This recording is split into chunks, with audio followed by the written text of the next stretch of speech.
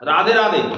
दोस्तों, राजा विक्रमादित्य बहुत दानी थे, किंतु दान देते हुए मैं दान देता हूं इसका अहंकार उनको लेस मात्र भी छू नहीं गया था। वो बड़ी विनम्रता पूर्वक दान देते थे, इस तरह से दान देते थे कि लेने वाले के मन में लेस मात्र भी क्षीणता ना आ पाए, हीनता ना आ पाए, इंफीरियरिटी कॉम्प्लेक्स ना हो पाए। इस तरह से वो किसी को देते थे। उनकी इस शैली को देखकर एक कवि ने उनसे कहा कि ऐसी देनी देनगी कित से सीखे हो सैन, ज्यों ज्यों कर ऊंचो करो त्यों त्यों नीचो नैन। मतलब आप इस तरह का देना कहां से सीखे हो महाराज? जैसे जैसे आप अपना हाथ देने के लिए ऊपर करते हो किसी को, वैसे वैसे आप अपनी आंखें क्यों नीची कर लेते हो? इस पर राजा विक्रमादित्य ने बड़ा सुंदर जवाब दिया, देनहार को और है भेजत सो दिन रैन, लोग भरम हम पर करें ताते नीचे नैन। देने वाला तो कोई और है, वो ईश्वर हमको दे रहा है और लोग ये समझते हैं कि मैं दे रहा हूं। ऐसा लोग भरम न पालें, इसलिए मैं नीचे नैन कर लेता हूं कि देने वाला तो वो एकमात्र परमात्मा ही है। हुआ ऐसा मित्रों कि पुराने समय में एक सेठ जी को दानवीर कहलाने का बड़ा शौक था। उनका अन्न सत्र चलता था। अन्न सत्र में गेहूं ऐसा भिजाया जाता था जो किसी काम का ना बचता हो। 3 साल 4 साल पुराना जब गोदाम में गेहूं हो गया, लगभग सड़ने जैसा लगा, तो अन्न सत्र में भिजवा दिया।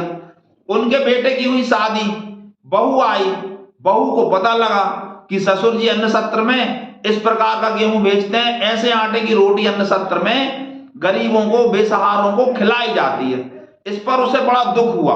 बहू धार्मिक विचारों की संस्कारवान कुलीन युवती थी।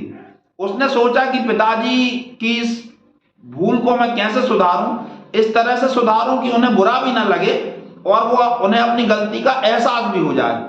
उसने ऐसा किया कि उसी अन्न सत्र से कुछ आटा बुलवा लिया। उस आटे की उसने रोटी बनाई और जब ससुर जी खाने बैठे, सेठ जी खाने बैठे, तो उनकी थाली में वो परोस दी।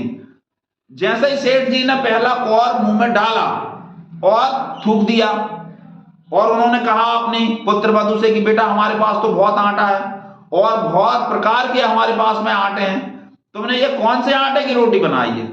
इस पर उनकी बहू जो बोली वो सुनने लायक है, इसे आप ध्यान देकर सुने और समझें, महसूस करें। पुत्र वधू बोली कि पापा, ये आटा परलोक से आया है, ये आटा परलोक से आया है। सेठ जी समझे नहीं। सेठ जी ने कहा बेटा ऐसा कैसे हो सकता है, मैं कुछ समझा नहीं। बहू बोली कि पापा, हमने पूर्व जन्मों में जो अच्छे कार्य किए हैं, जो दान किया है, जो धर्म किया है, उसका फल हम इस जन्म में भोग रहे हैं। अब हम जो दान कर रहे हैं वो हमें परलोक में मिलेगा।